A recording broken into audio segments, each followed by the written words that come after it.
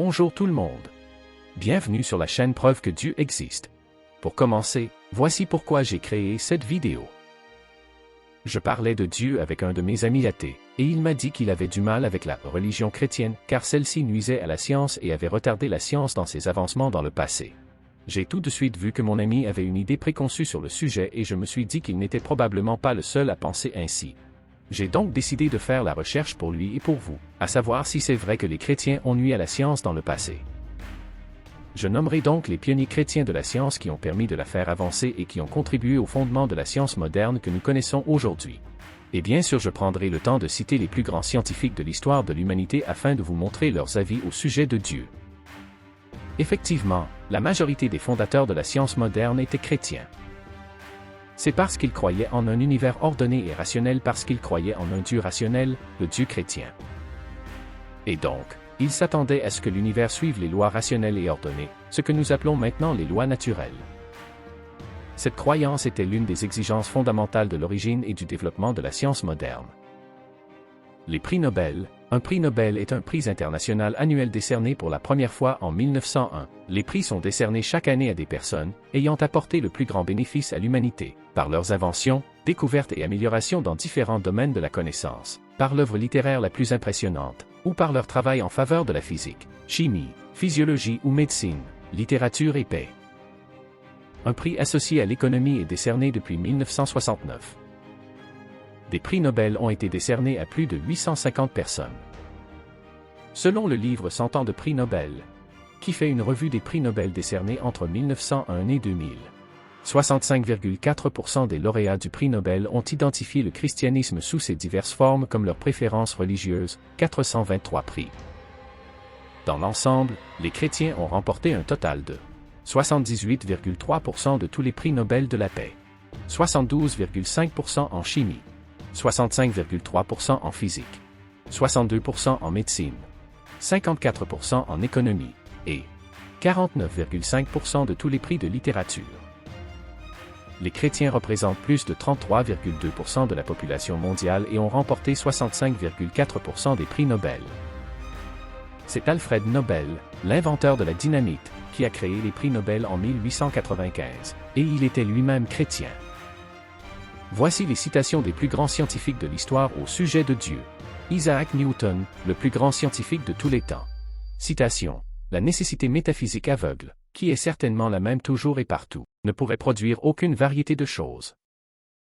Toute la diversité des choses naturelles que nous trouvons adaptées à différents moments et lieux pourrait provenir de rien d'autre que des idées et de la volonté d'un être, Dieu, qui existe nécessairement. Dieu a tout créé par le nombre, le poids et la mesure. Albert Einstein croyait en Dieu, mais pas spécifiquement en celui de la Bible. Voici son avis sur Dieu. Albert Einstein, prix Nobel de physique. Citation. Je ne suis pas athée, et je ne pense pas que je puisse m'appeler panthéiste. Nous sommes dans la position d'un petit enfant. C'est, me semble-t-il, l'attitude même de l'être humain le plus intelligent envers Dieu. Citation. Quiconque est sérieusement impliqué dans la poursuite de la science devient convaincu qu'un esprit se manifeste dans les lois de l'univers. Un esprit largement supérieur à celui de l'homme, et face auquel nous, avec nos modestes pouvoirs, devons nous sentir humbles. Citation. Au vu d'une telle harmonie dans le cosmos que moi, avec mon esprit humain limité, je suis capable de reconnaître, il y a encore des gens athées qui disent qu'il n'y a pas de Dieu. Mais ce qui me met vraiment en colère, c'est qu'ils me citent pour le soutien de telles opinions. L'avis d'Albert Einstein sur Jésus-Christ. Intervieweur. Dans quelle mesure êtes-vous influencé par le christianisme? Einstein. Enfant, j'ai reçu des instructions à la fois dans la Bible et dans le Talmud. Je suis juif, mais je suis fasciné par la figure lumineuse du Nazaréen. Intervieweur. Vous acceptez le Jésus historique? Einstein. Incontestablement. Personne ne peut lire les évangiles sans ressentir la présence réelle de Jésus. Sa personnalité vibre dans chaque mot. Aucun mythe n'est rempli d'une telle vie. Je vous invite à vous télécharger la Bible et à lire la Bible pour voir s'il a raison. Je vous suggère de commencer par l'Évangile de Jean. Colin Russell, historien des sciences. Citation. La croyance commune selon laquelle les relations réelles entre la religion et la science au cours des derniers siècles ont été marquées par une hostilité profonde et durable, et non seulement historiquement inexacte, mais en fait une caricature si grotesque que ce qui doit être expliqué, c'est comment aurait pu atteindre un certain degré de respectabilité. Louis Pasteur, Microbiologie, Immunologie. Citation. Plus j'étudie la nature, plus je suis étonné par le travail du Créateur. La science rapproche les hommes de Dieu. Un peu de science vous éloigne de Dieu mais davantage vous amène à lui. Charles Darwin était chrétien avant de rejeter sa foi chrétienne en 1851 et de devenir agnostique. Voici son point de vue sur Dieu avant son agnosticisme. Charles Darwin, Théorie de l'évolution. Citation. Je mérite d'être appelé un théiste. La question de savoir s'il existe un créateur et maître de l'univers a été répondue par l'affirmative par certains des plus grands intellectuels qui aient jamais existé. Pour expliquer l'univers, je me sens obligé de regarder vers une première cause ayant un esprit intelligent dans une certaine mesure analogue à celui de l'homme, et je mérite d'être appelé un théiste. Une autre source de conviction dans l'existence de Dieu, liée à la raison et non nos sentiments, m'impressionne comme ayant beaucoup plus de poids. Cela découle de l'extrême difficulté ou plutôt de l'impossibilité de concevoir cet univers immense et merveilleux, y compris l'homme avec sa capacité à regarder loin en arrière et loin dans le futur, comme le résultat d'un hasard aveugle ou d'une nécessité. En réfléchissant ainsi, je me sens obligé de regarder vers une cause première ayant un esprit intelligent dans une certaine mesure analogue à celui de l'homme, et je mérite d'être appelé un théiste. Robert Boyle, fondateur de la chimie moderne. Citation. Dieu est l'auteur de l'univers et le libre fondateur des lois du mouvement. Srinivasa Ramanujam, l'un des plus grands mathématiciens de tous les temps. Citation.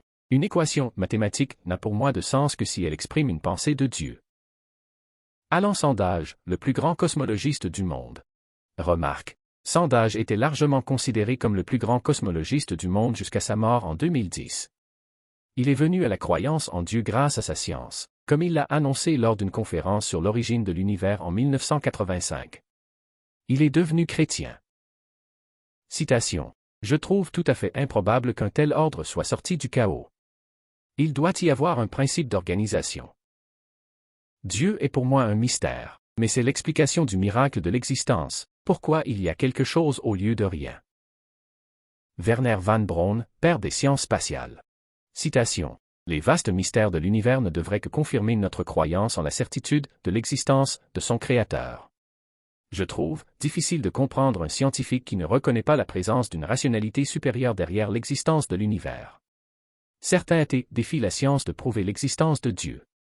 Mais faut-il vraiment allumer une bougie pour voir le soleil? Certains athées disent qu'ils ne peuvent pas visualiser un concepteur. Eh bien, un physicien peut-il visualiser un électron? Quelle étrange justification fait que certains physiciens acceptent l'électron inconcevable comme réel tout en refusant d'accepter la réalité d'un concepteur au motif qu'ils ne peuvent pas le concevoir? John Haeckel, prix Nobel de médecine et de physiologie. Citation. La science et la religion se ressemblent beaucoup. L'apparition d'un conflit est le résultat de l'ignorance. Chacun de nous est un être unique et conscient, une création divine.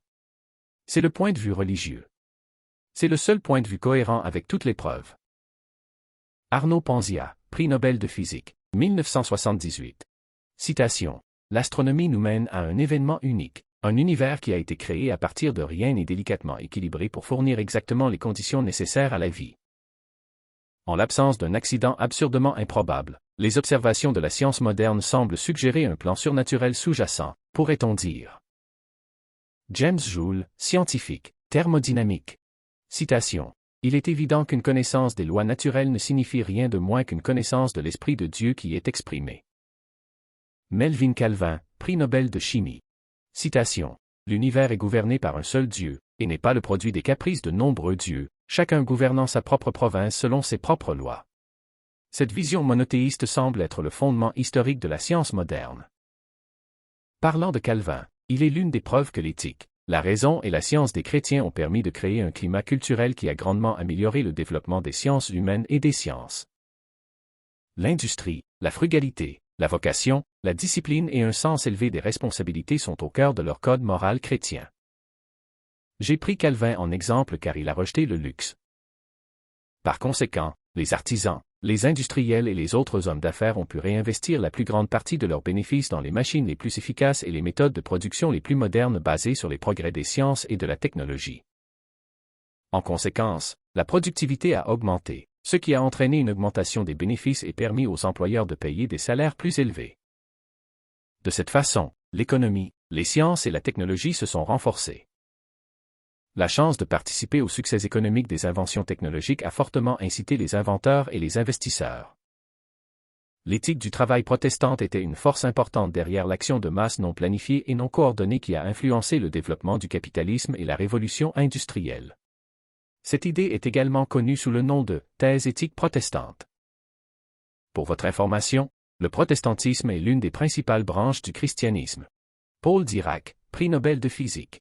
Citation. Dieu est un mathématicien d'un ordre très élevé et il a utilisé des mathématiques avancées dans la construction de l'univers. Werner Heisenberg, prix Nobel de physique. Citation. La première gorgée du verre des sciences naturelles vous transformera en athée, mais au fond du verre, Dieu vous attend. Lord William Kelvin, physicien, thermodynamique. Citation. Je crois que plus la science est étudiée en profondeur, plus elle nous éloigne de tout ce qui est comparable à l'athéisme. Si vous étudiez la science assez profondément et assez longtemps, cela vous amènera à croire en Dieu. Mais tous ces grands scientifiques ont-ils raison de croire que d'étudier la science nous rapproche de Dieu? Eh bien, il semble que oui. Le meilleur exemple est Antony Flew, le plus grand athéiste militant du XXe siècle qui s'est mis à croire en Dieu après 54 ans d'athéisme après avoir vu la complexité de l'ADN et il a même écrit un livre publié en 2007 qui s'appelle « There is a God », il y a un Dieu, qui raconte comment il s'est mis à croire en Dieu en étudiant la science. J'aurais pu faire une vidéo beaucoup plus longue car il me restait encore des centaines de citations à vous partager. Donc si vous avez aimé et en voulez plus, laissez-moi le savoir dans les commentaires. Merci pour votre écoute. J'espère vous avoir démontré que le christianisme est loin d'être l'ennemi de la science et qu'en vérité un bon nombre des plus grandes découvertes scientifiques du monde ont été faites par des personnes de foi, cherchant à honorer Dieu et sa création.